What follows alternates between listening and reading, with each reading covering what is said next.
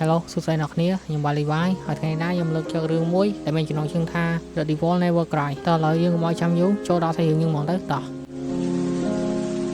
ចាប់តាមសាច់រឿងឡើងនៃ chapter ទី1នេះយើងក៏បានឃើញថាមានមនុស្សជាច្រើនបានដេកស្លាប់គ្រប់យ៉ាងវាបានបញ្ចប់នោះទាំងអស់ក៏ត្រូវបានស្លាប់សូម្បីតែខ្ញុំដែលមនុស្សគ្រប់គ្នាបានហៅខ្ញុំថាគឺជាស្ដេចតាហានរបស់មនុស្សជាតិដែលអាចមានភារកិច្ចខ្ពស់ក្នុងការរស់រានមានជីវិតប៉ុន្តែខ្ញុំក៏បានធ្វើឲ្យអ្នកគ្នាអស់សង្ឃឹមលើខ្ញុំឥឡូវនេះខ្ញុំគិតថាគ្រប់យ៉ាងវាបានបញ្ចប់ហើយចុងក្រោយនៃ Septuple Blood Demon ត្រូវបានចាញ់ប៉ុន្តែបន្តមកខ្ញុំស្ទើរតែមិនជឿលើផ្នែកខ្លួនឯងទាំងស្រុង Octuple Blood Demon ទី8ត្រូវបានលេចមុខឡើងយើងបានមើលស្រាលអំណាចរបស់ Demon តាំងពីដើមមកម្លេះហើយទាំងអស់នេះវាគឺជាកំហុសរបស់ខ្ញុំមិនមែនជាស្ដេចទេតើសត្វនេះវាមិនទាល់ខ្ញុំស្លាប់ទេឬតែនេះគឺជាប្រភេទនៃការដាក់ទណ្ឌកម្មដ៏ឃោរឃៅមួយមែនទេហើយឥឡូវនេះខ្ញុំត្រូវបានដាក់ទណ្ឌកម្មដោយវាសនាមែនទេហេតុអ្វីនៅទីនេះវាងងឹតខ្លាំងម្ល៉េះតើនេះគឺជាអារម្មណ៍នៃសេចក្តីខ្លាចមែនទេវ៉េតតើនេះគឺជាពលឺអ្វីទៅអ្នកទាំងអស់គ្នាឆាប់ក្រោកឡើងស្អីគេនោះតើឥឡូវនេះវាកំពុងមានរឿងកើតឡើងចំពោះខ្ញុំអ្វីហ្នឹងតើទីនេះគឺជាកន្លែងណាហើយឥឡូវនេះខ្ញុំកំពុងតែកើតអីខ្ញុំមានអារម្មណ៍ថានេះមិនមែនជាសបន់ទេអ្វីទាំងអស់នៅទីនេះហាក់ដូចជាការពិតតើមានរឿងអ្វីកើតឡើងចំពោះខ្ញុំឲ្យពិតប្រាកដទៅស្អីគេតើនេះគឺជាមុខរបស់ខ្ញុំមែនទេហើយឥឡូវនេះខ្ញុំឈួតឡើយតើណាទៅស្មារតីធំទូលាយនឹងសាច់ដុំពោះកង់របស់ខ្ញុំតើឥឡូវនេះខ្ញុំគឺជាណាហើយឥឡូវនេះខ្ញុំនៅណាហើយសាច់រឿងរបស់យើងក៏បានកាត់ទៅដល់ទីក្រុងមួយដែលមានឈ្មោះថា Helio ហើយនៅក្នុងទីក្រុងនោះដែរយើងក៏បានឃើញថាមានមនុស្សជាច្រើនហើយបរិមម្នាក់ដែលមើលទៅដូចជាមេបជាការគេហ្នឹងក៏បាននិយាយថាវាគួរតែច្បាស់លាស់សម្រាប់អ្នកគ្នាក្នុងពេលឥឡូវនេះអត្ថន័យពិតសម្រាប់ធ្វើជាទាហានក្នុងសង្គ្រាមនេះទាហានគឺជាអ្នកការពាររបស់ពួកយើងហើយក៏តំណាងឲ្យក្តីសង្ឃឹមរបស់មនុស្សជាតិដែរប្រធានក្រុមទី3នៃកងការពាររបស់ទីក្រុង Helio ដែលមានឈ្មោះថា Kalian Loki នៅឆ្នាំ3089មាននាវាដែលមានរាងដូចថ្ម6ដុំបានធ្លាក់មកលើភពផែនដីដែលធ្វើឲ្យភពផែនដីបានធ្លាក់ចូលទៅក្នុងសង្គ្រាមមួយដែលមានឈ្មោះថាមហាកេដូហើយពួកវិសាចដែលបានលេចឡើងចេញពីនាវាទាំងអស់នោះបានវាយប្រហារទៅលើមនុស្សហើយបានចាប់ផ្ដើមការសម្លាប់រង្គាយ៉ាងឃោរឃៅទៅលើពុយសាសរបស់មនុស្សជាតិនៅពេលដែលសង្គ្រាមនៅតែបន្តពុយសាសរបស់យើងបានក្រោកឡើងការពារខ្លួនយ៉ាងក្លាហានដើម្បីប្រឆាំងនឹងសត្រូវដែលមានអំណាចដែលមិនធ្លាប់មានពីមុនមកហើយបន្តមកពុយសាសរបស់យើងក៏បានរកឃើញរបបកំហើញមួយវិធីសាស្ត្រនោះគឺជាវិធីសាស្ត្រដែលល្អបំផុតដែលធ្វើឲ្យសមរភូមិមានកម្រិតស្មើគ្នារវាងមនុស្សនិងវិសាចវិធីសាស្ត្រនោះដែរមានឈ្មោះថា The Development of Creating Technology នេះគឺជាការប្រើប្រាស់ធម៌ពលដ៏ពិសេសដែលប្រមូលបានពីវិសាចដែលត្រូវបានសម្លាប់ដោយសារបច្ចេកវិទ្យាថ្មីទាំងនេះវាបានសន្យាថានឹងបញ្ចូលធម៌ពលដ៏ថ្មីដល់មនុស្សជាតិនិងអំណាចមួយដើម្បីប្រកួតប្រជែងនឹងពួកវិសាចកាលពី60ឆ្នាំមុនមនុស្សជាតិបានចាប់ផ្ដើមតស៊ូបបវិញជាមួយស្ដេចទាហានម្នាក់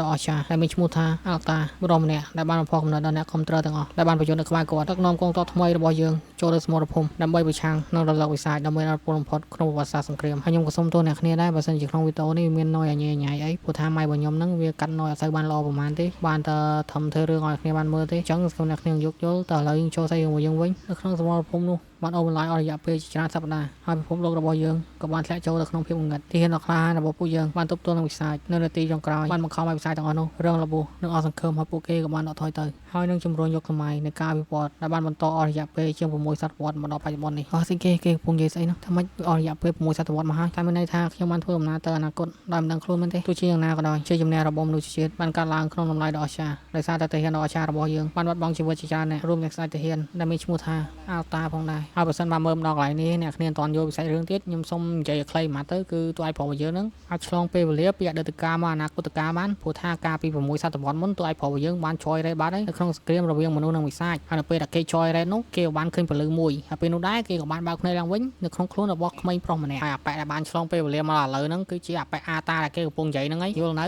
ៅយល់ទេបាននៅមិនយល់ទៀតបោកក្បាលងាប់លើយបើសិនជាអ្នកនរគ្នានៅមិនយល់ទៀតមានន័យថាការបញ្យល់របស់ខ្ញុំគឺវាអន់ខ្លាំងតែណាមួយពួកខ្ញុំមិនចេះបញ្យល់ទេបើគ្នាមិនយល់ទេប្រាប់ថាមិនយល់មកចាញ់ខ្ញុំបញ្យល់នៅវីដេអូក្រោយទៀតឲ្យចង់ហើយរឿងព្រេងនិទានដែលបាននិយាយថាអាទ័រដ៏អស្ចារ្យបានដួលរលំក្នុងសមរភូមិប្រឆាំងនឹងវិសាចជាច្រើនដែលស្ថិតនៅក្នុងកម្រិតទី7និងការលះបង់ជីវិតរបស់គាត់ដើម្បីយកជ័យជំនះក្នុងសមរភូមិដ៏សំខាន់នេះនោះនឹងបន្តជំរុញការតាំងចិត្តរបស់មនុស្សជាតិឲ្យរយៈពេលជាច្រើនសតវត្សទៅខាងមុខទៀតហើយក៏បានចុះក្នុងបញ្ជីប្រវត្តិសាស្ត្ររបស់មនុស្សជាតិជាសមរភូមិនៃប្រពលឹមដ៏រុងរឿងបន្តបានលើបែបនេះអាពាក់ក្មេងក៏បានក្រុងចិត្តថាទេវាមិនត្រឹមត្រូវទេមានវិស័យមួយទៀតដែលមានអំណាចខ្លាំងជាងវិស័យដែលស្ថិតនៅក្នុងកម្រិតទី7ទៀតវិស័យនោះគឺជាវិស័យដែលស្ថិតនៅក្នុងកម្រិតទី8ហើយចំពោះអាពាក់ក្មេងម្នាក់ហ្នឹងដែរគេមិនទាន់បញ្ចេញឈ្មោះទេអញ្ចឹងយើងហៅតែអាពាក់ក្មេងទៅបានហើយចាំគេបញ្ចេញឈ្មោះចាំយើងប្រាប់ឈ្មោះតាមហ្នឹងដែរវាស្ពេច7ខ្លាំងណាស់ប៉ុន្តែខ្ញុំអាចមើលឃើញវានៅក្នុងចិត្តរបស់ខ្ញុំនោះជាមិនទាន់នឹងឡើយទេថាពួកវិស័យដែលឈានពានយើងនេះវាពិតជាមានអំណាចខ្លាំងប៉ុណ្ណាហើយពេលនោះដែរប្រធានក្រុមលោកគីក៏បានស្ដីដឹងថាបើគ្មានអ្នកមកមុនទេក៏គ្មានពួកយើងណាម្នាក់នៅទីនេះដល់ថ្ងៃនេះដែរបើគ្មានធានទេជីវិតដូចជាយើងបានដឹងចឹងហើយភពផែនដីមួយនេះនឹងខ្លាចជាភពដែលយើងមិនបានស្គាល់នេះហើយគឺជាអត្ថន័យនៃឋានៈជាអ្នកការពារហើយក៏ជាក្តីសង្ឃឹមរបស់មនុស្សជាតិហើយអ្នកគ្នាប្រហែលឆ្ងល់ហើយមិនក៏ខ្ញុំនិយាយច្រើនហ្នឹងអត់បញ្ចូលរូបចឹងតាមមើលរូបទៅបញ្ចូលអត់ចាញ់យកតែម្ដងចាំមកខ្ញុំនិយាយតាមសប្តាហ៍ធម៌របស់គេដាក់ឲ្យទៅខ្ញុំតែប្រទះរឿងណានិយាយច្រើនរឿងនេះឈឺកចុយម៉ែនេះហើយឥឡូវនេះយើងនិយាយដល់ស្អកកយតែយល់ទេធានអស់គ្នា Yes sir ប្រធានក្រុមទេវាមិនត្រូវទេគ្រប់យ៉ាងដែលនិយាយនេះគឺបានខុសទាំងអស់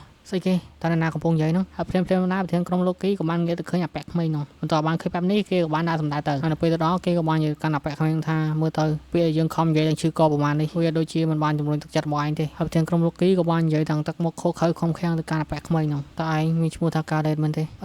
ខ្ញុំឈ្មោះតែយើងត្រូវប្រាប់ការពិតទៅកាន់គេដែរទេតែមានអ្នកណាម្នាក់ដែលភ្លឺជឿថារូបកាយដ៏ទន់ខ្សោយមើលទៅដូចជាគ្មានកម្លាំងមួយនេះគឺជាអាធើដ៏អស្ចារ្យដែលត្រូវបានបញ្ជូនមើលអនាគតក្នុងរយៈពេល6ទសវត្សរ៍មុនហើយកន្លែងហ្នឹងខ្ញុំបានខុសឈ្មោះទេមិនឈ្មោះអាធើទេតួអង្គហ្នឹងឈ្មោះអាតាហើយតែឯងកំពុងធ្វើអីហ្នឹងឯងបានលើអ្វីដែលយើងកំពុងនិយាយអត់ស្អីគេឯងធ្វើនេះគឺជាការប្រមាថដល់ស្ដេចទាហានរបស់ពួកយើងមិនតបាននិយាយចប់ធានក្រុមលោកគីក៏បានវាយចំមុខរបស់អាតាមួយទំហឹងដែលធ្វើឲ្យអាតាត្រូវបានផ្លោងទៅមកសមាជិកនៅក្រោយគេម្នាក់ទៀតស្អីគេខ្ញុំអាចការពារខ្លួនពីការវិភាគធម្មតានេះបានទេប៉ុន្តែខ្ញុំក៏ជាអាតាខ្ញុំអាចមានអារម្មណ៍ថាវានៅក្នុងឆ្អឹងដ៏ផុយស្រួយទាំងអស់នេះតើបានវាយទៅចំកតាមករបស់ Decade ហើយលោកធានក្រុមក៏បានដើរទៅវិញហើយរៀបដើរទៅវិញហ្នឹងលោកធានក្រុមក៏បាននិយាយបន្ថែមទៀតថាដំណាក់កាលទី1នៃការសាកល្បងស្តង់ដាររបស់ទាហានយើងគឺជាចាប់ផ្ដើមហើយដូច្នេះយើងយកចិត្តទុកដាក់ខ្លាំងចំពោះសកម្មភាពរបស់អ្នកនរគ្នាជាពិសេសគឺជាឯង Khaled ហើយយើងក៏បាននឹងដែរអាប៉ែក្មេងប្រុសហ្នឹងមានឈ្មោះថា Khaled ហើយធានក្រុមក៏បានបន្តនិយាយទៀតថាឥឡូវនេះភាពសប្បាយរីករាយពិតប្រាកដវាបានចាប់ផ្ដើមហើយត្រៀមខ្លួនរបស់ពួកឯងទៅសម្រាប់ការធ្វើតែសមត្ថភាពនិងរាងកាយហើយសម្រាប់តួអង្គអាប៉ែមួយក្មេងខ្ញុំសូមហៅឈ្មោះអាតាមកទៅព្រោះ Khaled ហ្នឹងគឺជាតកូលរបស់ពួកទាហាននៅហ្នឹងទេតែឯងមិនទ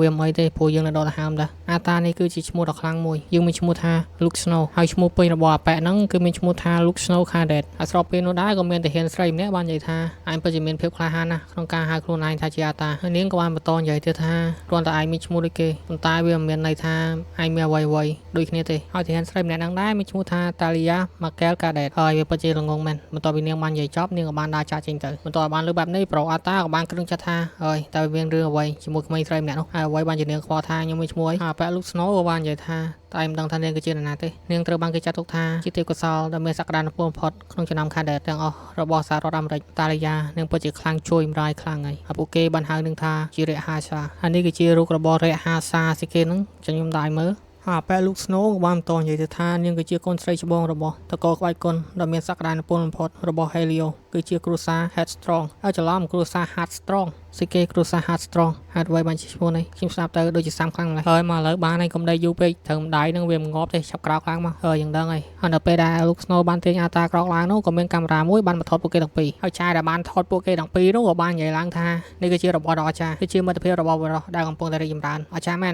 ហើយនេះយើងក៏បានឃើញពីរូបរាងរូបសម្រស់របស់អ្នកថតដែរគឺកប់សេរី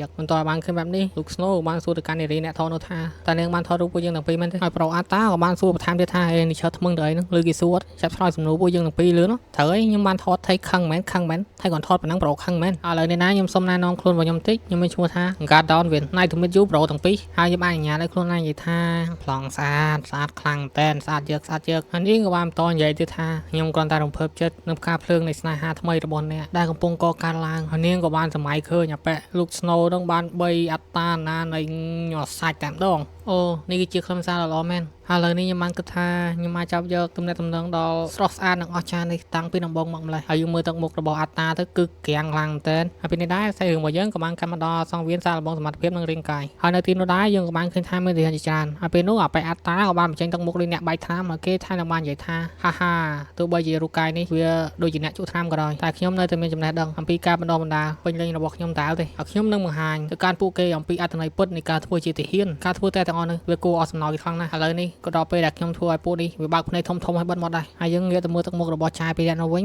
ហើយចាយពីរៈកំពុងគាត់ថាប៉ែលេងថ្នាំច្រើនពេកឡើងបែកហើយជុំទី1នៃការធ្វើតេស្តសមត្ថភាពរាងកាយរបស់ពួកឯងគឺជាការធ្វើតេស្តស៊ូទ្រាំនឹងការរត់ចម្ងាយបន្ទាប់បាននិយាយហើយស្នូកភ្លើងក៏បានលើឡើងដែលធ្វើឲ្យអ្នកធ្វើតេស្តទាំងអស់នោះប្រើល្បឿនយ៉ាងលឿនរត់ទៅមុខហើយយើងក៏បានឃើញថាប្រអត់តាបាក់ក្បាលមកដូចជាអែមដល់ហើយមិនអីទេឥឡូវនេះដល់ពេលដែលយើងត្រូវបំបែកកំណត់ត្រាខ្លះហើយទីបំផុតអាតាក៏អាចបំបែកកំណត់ត្រាបានដែរគឺកំណត់ត្រាដែលយឺតបំផុតក្នុងប្រវត្តិសាស្ត្រនៃការធ្វើតេស្តស្តង់ដាររបស់ទាហានបន្ទាប់បាននិយាយលើហើយចុងបញ្ចប់យើងមើលទៅកាន់រូបភាពនៅយើងដឹងហើយអើយរាងកាយនេះវាពិតជាគ្មានប្រយោជន៍ដល់សោះម៉ាណារាងកាយអ្នកជក់ថ្នាំអញ្ចឹងជុំទី2នៃការធ្វើតេស្តសមត្ថភាពរាងកាយរបស់អ្នកគ្នាគឺជាការធ្វើតេស្តកម្លាំងវាយហើយអ្នកសាកល្បងចុងក្រោយគេគឺជាអាតាពេលរងចាំឲ្យបានមកដល់ហើយឥឡូវនេះដល់ពេលដែលយើងត្រូវបញ្ចេញសមត្ថភាពពិតរបស់យើងហើយចាំមើលអ្នកគ្នាចាំបើកភ្នែកធំមើលសមត្ថភាពរបស់ខ្ញុំទៅហើយគេក៏បានឡើងទៅវាយលើប៉ុងដែលគេវាយអើយឈឺខ្ញុំគិតថាដៃខ្ញុំវាបានបាក់ទេការធ្វើតែសមត្ថភាពរាងកាយជុំទី3គឺជាការធ្វើតែកម្លាំងជើងហើយការធ្វើតែជុំទី3ហ្នឹងបើយើងនិយាយខ្លីទៅគឺជាការលោតចម្ងាយហើយក្នុងការធ្វើតែនេះដែរគឺមីលីយ៉ាលោតបានចម្ងាយ2ម៉ែត្រចំណាយប្រូមុខ20សម្ដីលយអាតាយើងវិញលោតបានចម្ងាយ1ម៉ែត្រទេបន្ទាប់បានគឺបែបនេះមីលីយ៉ាក៏បាននិយាយទៅកាន់អាតាថាអើយ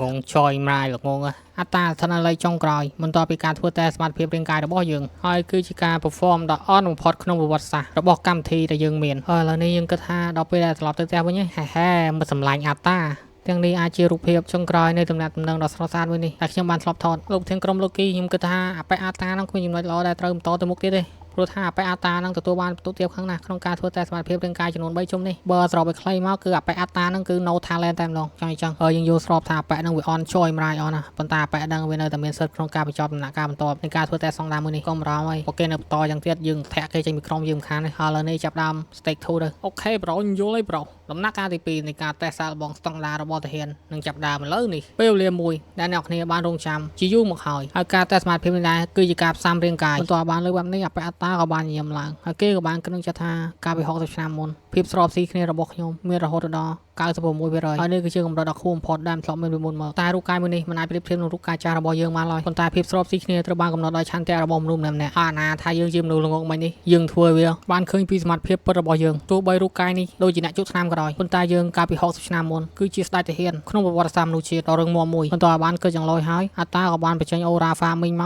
កហើយគេក៏បានដាក់សម្ដៅទៅកាន់កន្លែងផ្សំរាងកាយហើយសាច់រឿងរបស់យើងក៏បានកាត់មកដល់កន្លែងផ្សំរាងកាយវិញតែនេះមែនទេគឺជារូបរាងរបបឧបករណ៍ផ្សំរាងកាយនៅពេលអនាគតវាស្រាលជាងហើយមានភាពសមល្មមភាពស្របស៊ីគ្នាមាន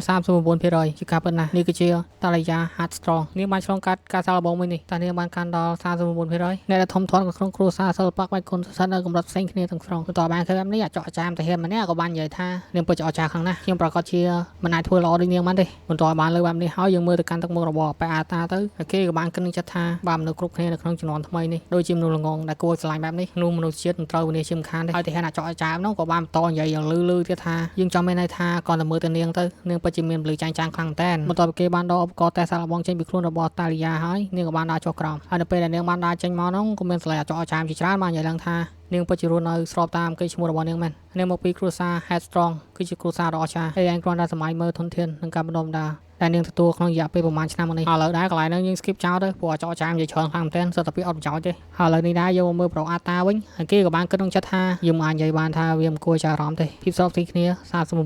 វាពិតជាអស្ចារ្យមែនទោះបីជាវាមិនមែនជារឿងគួរភ្ញាក់ផ្អើលក៏ដោយអីអាប៉ែតែឯងកំពុងឈើគិតអីនោះស្មារតីរបស់នាងពិតជារឿងមកមែនយើងអាចដឹងពីអំណាចដ៏កាយសាហាវដែលឡើងបាំងនៅពីក្រោយភាពទន់ភ្លន់របស់នាងយើងក៏មានអារម្មណ៍អាចដឹងពីវាដែរទោះបីយើងណាក៏ដោយយើងមើលតែឯងហាក់ដូចជាមិនមានអារម្មណ៍រំភើបចំពោះវាសោះតែឯងមានអារម្មណ៍ថាមិនស្រួលបន្តិចទេអត់មែនទេពួកយើងសាំវាហើយតែឯងគឺជាឥឡូវនេះដែរយើងកន្លែងមើលការតេស្តសាកល្បងរបស់យើងវិញយើងក៏បានឃើញថាអាប៉ែក្បាលតងោនេះទទួលបាន 12% ចំណែកចែវិនដែលជាប្រពន្ធ admin វិញគឺអត់ដឹងទេតែបើយើងមើលសកម្មភាពទៅដូចជាមានការឈឺចាប់ដល់ហើយរីឯអាប៉ែលោក Snow វិញទទួលបាន 24% ហើយឥឡូវនេះដែរយើងក៏បានដឹងពីលទ្ធផលរបស់ចែវិនដែរគឺទទួលបាន 30% តើបានឃើញបែបនេះលោកធានក្រុមក៏បាននិយាយឡើងថាយើងពិតជាមានទេពកោសល្យមួយចំនួនដែលស្ថិតនៅក្នុងថ្នាក់ cadet នៅក្នុងឆ្នាំនេះមែនត្រូវឲ្យលោកធានក្រុមយើងមានក្រុម cadet ចំនួន600នាក់ដែលមានបន្ទុកស្របស៊ីគ្នាចំនួន 30% ឬខ្ពស់ជាងនេះបើយើងប្រៀបធៀបទៅថ្នាក់ផ្សេងទៀតហើយពេលនោះដែរលោកធានក្រុមក៏បានងាកទៅមើលប្រូអាតាពិចារណានៃពួកគេតែយ៉ាងណាក៏ដោយតែមានរឿងអ្វីមែនទេលោកធានក្រុមចំណែកប្រូអាតារបស់យើងក៏បានពុតដៃពុតជើងហើយក៏បានកន្លែងមកមើលប្រធានក្រុមវិញហើយអាតាក៏បានបន្តដើរទៅកន្លែងផ្សំរាងកាយហើយនៅពេលដែលគេកំពុងដើរនោះក៏មានស្លេចចកចាមជាច្រើនបានសល់ចំបមកកាន់គេតែគេមែនទេក៏ជាអាតាគ្រាន់តែយើងមើលទៅរកកំសត់នោះយើងភ្នំថាគេប្រកាសជាងដោយសារតែឧបករណ៍ផ្សំរាងកាយជាសំខាន់ទេបន្ទាប់ពី performance របស់គេនៅក្នុងការតេស្តសមត្ថភាពរាងកាយហើយអ្វីបានជាគេសិននៅទីនេះទៀតហាអ្នកនរគ្នាយើងមើលទៅគេទៅអើយអ្នកនរគ្នាឥឡូវខ្ញុំសោយចង់អាយ៉ាត់គេមែនឯងសោយសិនទៅពួកអាចកចាមពួកអំដៃងាប់ឯងសោយសិនទៅបន្តិចទៀតនេះឯងដឹងថាយើងគឺជាអ្នកណាពិតប្រាកដយើងគឺជាស្ដេចទាហានដែលខ្លាំងជាងគេក្នុងវត្តសាពួកអប៉យហើយអាតាក៏បានបន្តដើរទៅមុខទាំងទឹកមុខខូខើខំខាំងហើយសាច់រឿងរបស់យើងក៏បានចប់ត្រឹមនឹងដែរមកយកជីវិតបន្ទាប់ពីមើលសាច់រឿងនឹងហើយតើយល់បានប្រមាណភាគរយដែរហើយសម្រាប់រឿងនឹងរឿង Jin Frey ដែរគឺខ្ញុំធ្វើរឿងនឹងមួយថ្ងៃម្នាក់អត់អាចធ្វើមួយថ្ងៃទាំងពីររឿងបានទេព្រោះធ្វើវាអត់កើតហើយសម្រាប់រឿងដែរបើមានអ្នកមើលយើងបន្តធ្វើទៀតបើអត់មានអ្នកមើលទេក៏តាមនឹងទៅក៏ដឹងដែរតោះឥឡូវយើងតប៉ាលើប៉ុណ្ណឹងបានហើយចោលហើយខ្ញុំ Levi Prosmos បាយតែសាច់រឿងនឹងផុសរៀងយប់ទៀតណា